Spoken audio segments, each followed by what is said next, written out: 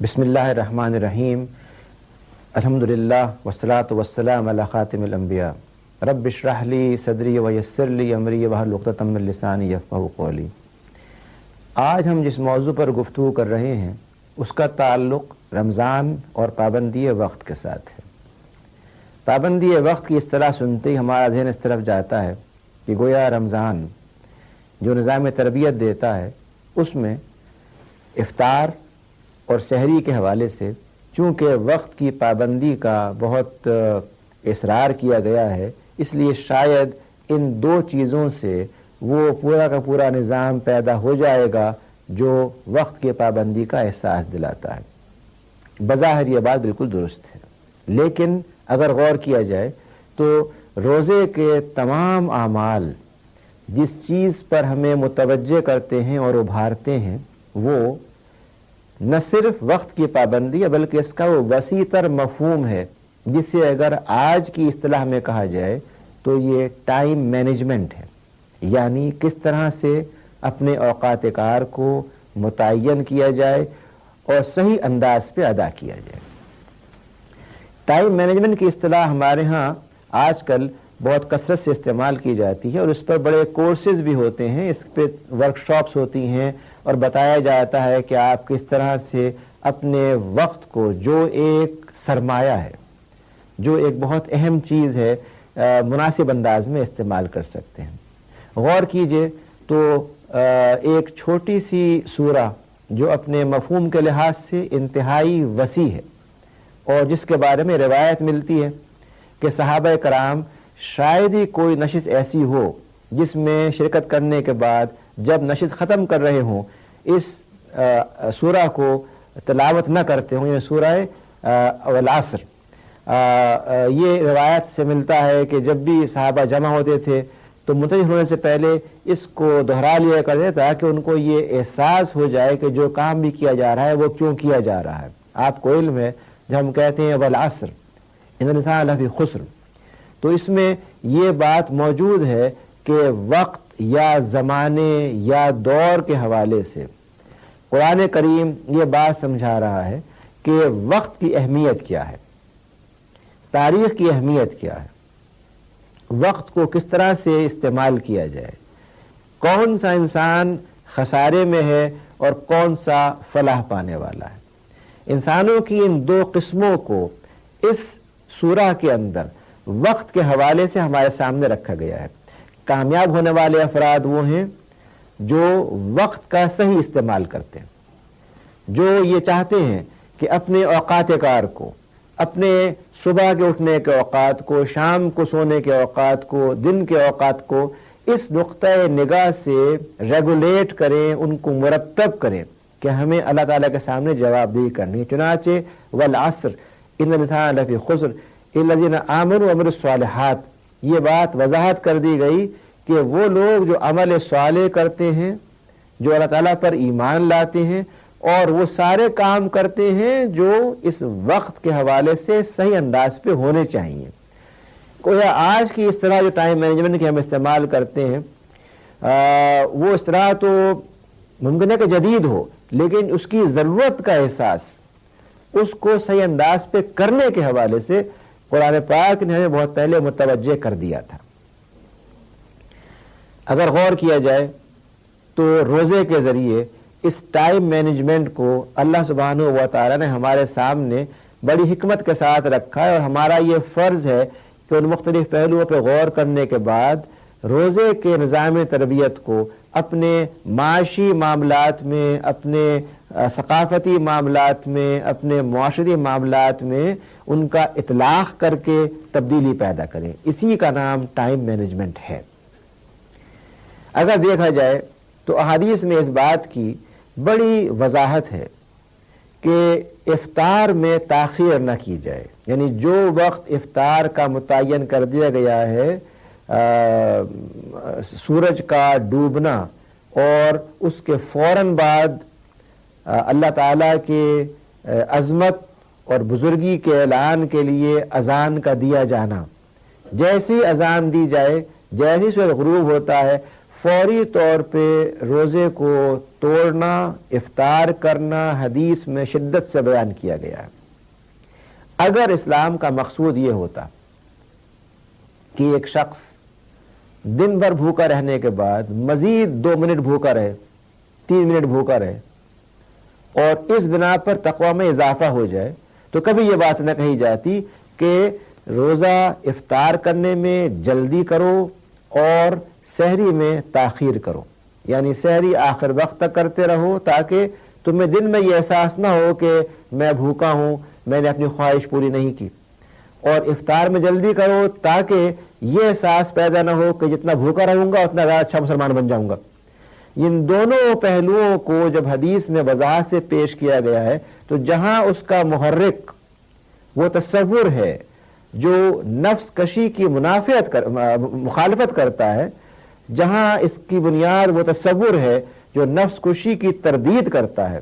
وہاں اس کی بنیاد یہ بھی ہے کہ ایک فرد کے اندر وقت کی پابندی کا احساس بیدار ہو اور اسے یہ معلوم ہو کہ آج ہمیں کس وقت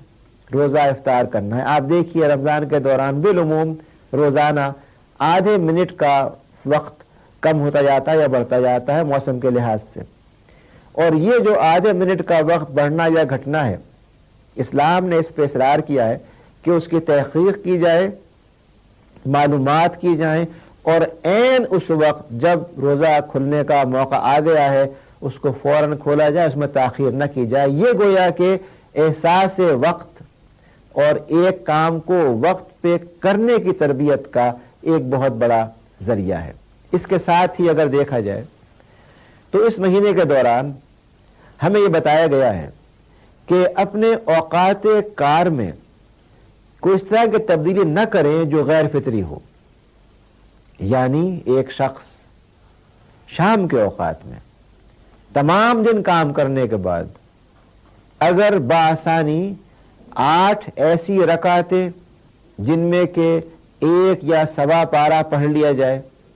یا 20 ایسی رکعتیں جن میں 1 یا سوا پارہ پڑھ لیا جائے، اگر وہ اس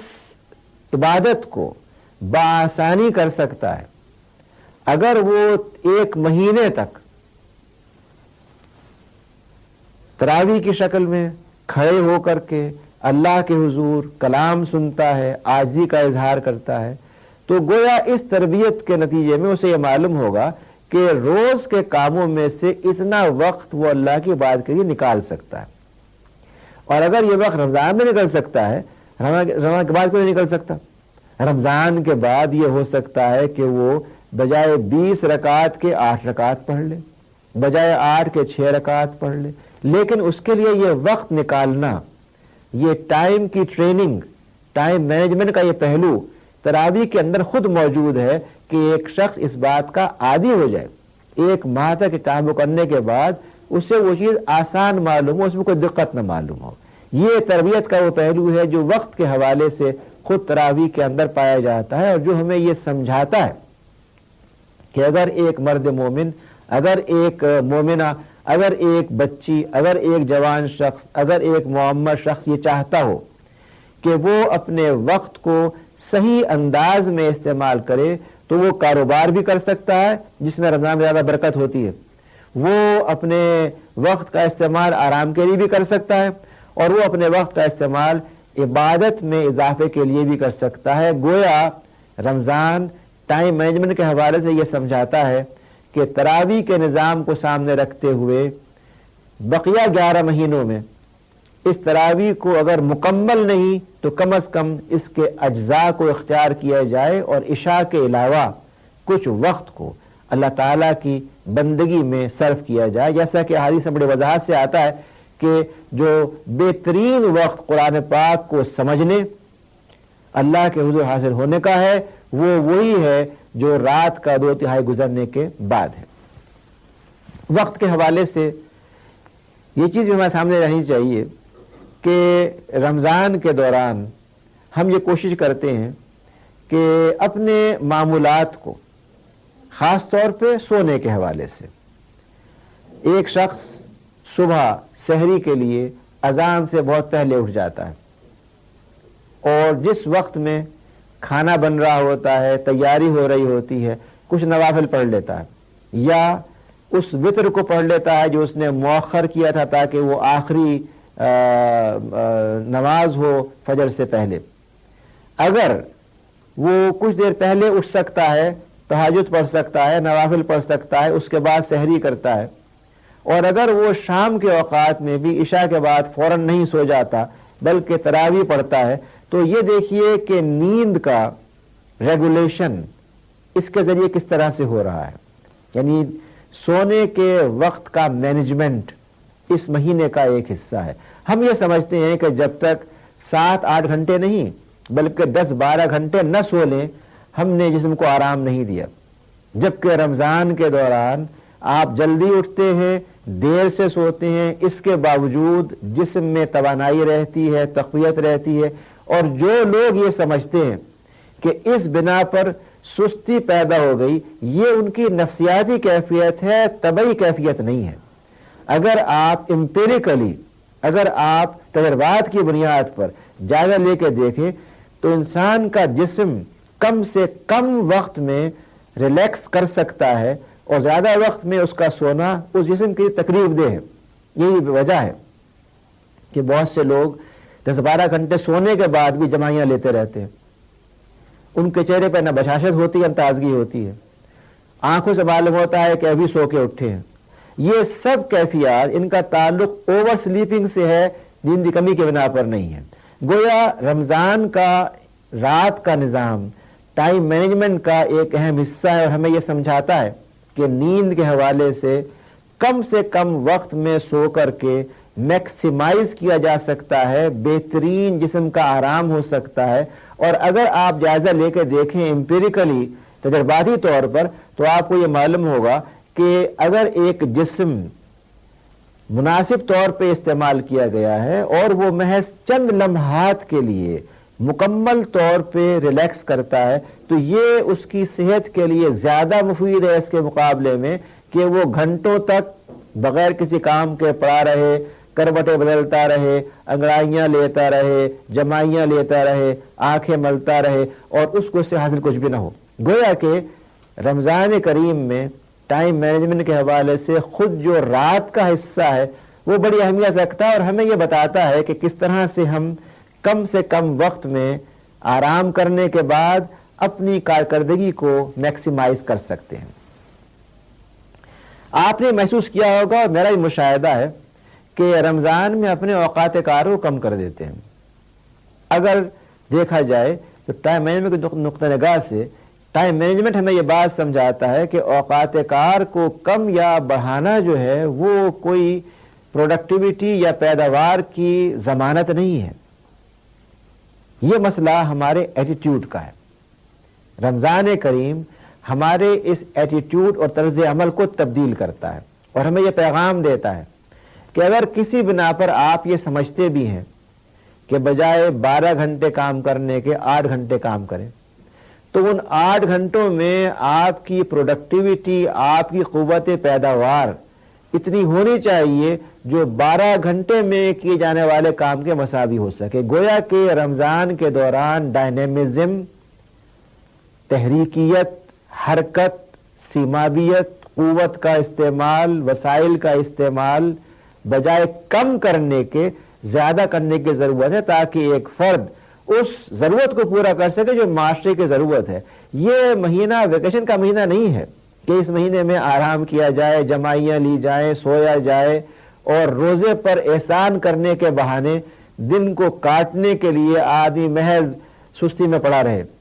اس مہینے میں اس بات کی ضرورت ہے کہ ہم اپنی نفسیات کو تبدیل کریں اور ٹائم مینجمنٹ کے حوالے سے غور کریں کہ کیا فی الواقع یہ پورا مہینہ اس غرض کے لیے ہے کہ وقت کو ضائع کیا جائے یا وقت کا صحیح استعمال کیا جائے۔ ٹائم مینجمنٹ کا مطلب یہ ہے کہ آپ وقت کو صحیح استعمال کریں، اور یہی روزے کا ایک پیغام ہے۔ روزہ جو پابندی وقت سکھاتا ہے وہ یہ نہیں ہے کہ محض افطار میں تو جلدی کر لی جائے، کام میں جلدی نہ کی جائے، اور دفتر آنے میں تاخیر کی جائے، آنے کے بعد بھی کوئی کام نہ کیا جائے، نہ سحری میں تاخیر کرنا۔ یہ سکھاتا ہے کہ آدمی روزہ شروع کرنے سے پہلے اگر اذان بھی شروع ہو گئی ہے تو وہ ایک نوالا کھا لے، اس سے رکے نہیں، لیکن اپنے عام معاملات میں وہ بالکل کوئی دلچسپی نہ لے، یہ روزے کے روح کے منافی ہے۔ ہمارے ہاں جو ایک عام کلچر پیدا ہو گیا ہے کہ روزے کے حوالے سے سستی، ان پروڈکٹیوٹی، روزہ اس کی مخالفت کرتا ہے، اور وہ کلچر پیدا کرنا چاہتا ہے جس میں ایک فرد پابندی وقت کے ساتھ نہ صرف افطار کرے، پابندی وقت کے ساتھ نہ صرف تراویح پڑھے، پابندی وقت کے ساتھ نہ صرف اپنے سارے معاملات وہ کرے، بلکہ زندگی میں وہ حرکت، وہ تیزی، وہ سرعت اور وہ نظام پیدا کر سکے جو وقت کے صحیح احساس کی بنا پر پیدا ہوتا ہے۔ یہی وجہ ہے کہ آپ دیکھیے رمضان دراصل ایک نظام تربیت کے طور پہ ہمیں دیا گیا ہے، اور ہمیں یہ بتایا گیا ہے کہ اس نظام تربیت کو ہم اس طرح سے استعمال کریں کہ اپنے وقت کو قرآن پاک کی تلاوت، قرآن پاک کی سماعت، قرآن پاک پر غور و فکر، تدبر، اور قرآن پاک کے حوالے سے ان تمام نعمتوں کے حصول کے لیے جو اس مہینے میں شامل کر دی گئی ہیں، اپنے اوقات کار کو صحیح طور پر منظم کریں۔ اگر ایک شخص رمضان کے بہانے سارا وقت سونے میں گزار دیتا ہے تو وہ کیا معاشرے کی اصلاح کرے گا، وہ کیا خاندان کی اصلاح کرے گا، وہ کیا قرآن پاک پہ غور و فکر کرے گا؟ یہ تو مہینہ ہی اس چیز کا ہے کہ اس میں وقت کی مقدار کو، وقت کے تعین کو اتنے صحیح طور پہ استعمال کیا جائے کہ آپ میکسیمم علم، زیادہ سے زیادہ علم، زیادہ سے زیادہ معیشت، زیادہ سے زیادہ تقوی، زیادہ سے زیادہ تعلقات، زیادہ سے زیادہ عدل پیدا کر سکیں۔ اور جب تک یہ شکل نہیں ہوگی اس وقت تک گویا کہ ہم نے نہ پابندی وقت سب کو سمجھا اور استعمال کیا، اور نہ سورہ والعصر کے حوالے سے ہم نے غور کیا، اور نہ ہم نے یہ سمجھا کہ روزے میں جو مختلف کام کیے جاتے ہیں ان پر وقت پہ کیوں اصرار کیا گیا ہے۔ یہ اصرار محض لفظی طور پہ نہیں ہے، بلکہ اس کے پیچھے ایک حکمت ہے، اور وہ حکمت یہی ہے کہ ایک روزہ رکھنے والے کو یہ معلوم ہو کہ وہ جو کچھ بھی کر رہا ہے اس میں جواب دہی کا احساس ہے۔ وقت کی پابندی محض گھڑی کے لحاظ سے نہیں ہے، بلکہ ایک کام کو صحیح وقت پہ کرنے کا احساس، وہ احساس جواب دہی ہے جو آخرت کا جذبہ ہمارے اندر ابھارتا ہے، جو ہمیں بتاتا ہے کہ آخرت جو آنے والی ہے، آخرت جو واقع ہونے والی ہے، آخرت جس میں کہ ہر چیز کا حساب لیا جائے گا، اور ایک رائی کے دانے کے برابر عمل بھی اوجھل نہ ہوگا، وہاں پر پابندی وقت کی بنا پر ہم نے جو کام کیے ہیں وہ انشاءاللہ قبول ہوں گے۔ اور اگر پابندی وقت نہ کی جائے گی اور کام بے وقت کیا جائے گا، بے روح کیا جائے گا، جب بھی ہمیں وہاں پہ اس کی جواب دہی کرنی ہے، گویا پابندی وقت احساس جواب دہی کے ساتھ مربوط و مسلسل ہے اور روزے کی روح ہے۔ ہمیں کوشش کرنی چاہیے کہ اس ایک ماہ کے عرصے میں کم از کم اپنی ان قومی عادتوں کو جو ہماری کمزوریاں بن گئی ہیں تبدیل کر کے وہ قومی عادتیں پیدا کریں جو اسلام کا شعار ہے، جو اسلام کا امتیاز ہے، جو اسلام کی خوبی ہے۔ اور اسلام اور قرآن اور سنت یہ چاہتے ہیں کہ پابندی وقت کے ساتھ ساتھ وقت کے صحیح استعمال کو، مناسب استعمال کو، تعمیری استعمال کو اپنی زندگی کا ایک لازمی جز بنا لیا جائے۔ اللہ تعالیٰ ہمیں اس بات کی توفیق دیں کہ اس ایک ماہ کے دوران ہم اپنے وقت کو صحیح استعمال کرنے اور جواب دہی کے احساس کو اپنے اندر بیدار کرنے میں کامیاب ہو سکیں۔ وآخر دعوانا الحمدللہ رب العالمین۔